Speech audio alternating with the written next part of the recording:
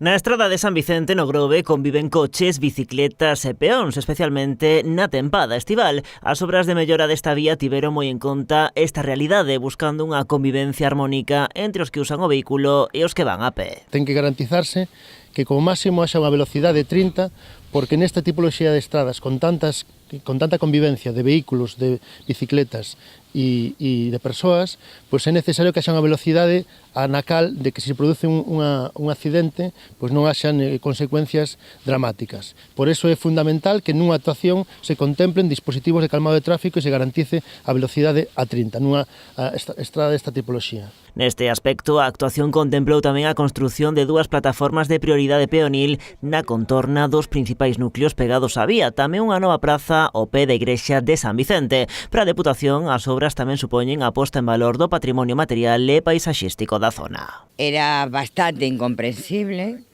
que todo este entorno tan importante, tan relevante, que ademais ten unha enorme atracción turística, tivera unha corredoira.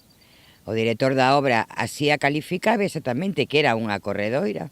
Polo tanto, abandono da Deputación de Pontevedra, da anterior, de un espacio que merecía o tratamento que lle corresponde, nin máis nin menos. Tanto pro ente provincial como pro Concello, esta é unha das actuacións estrela do mandato. O alcalde aproveitou ademais para recoñecer a implicación veciñal no proxecto. Este proxecto é unha demanda que nos viñan pedindo anos e anos.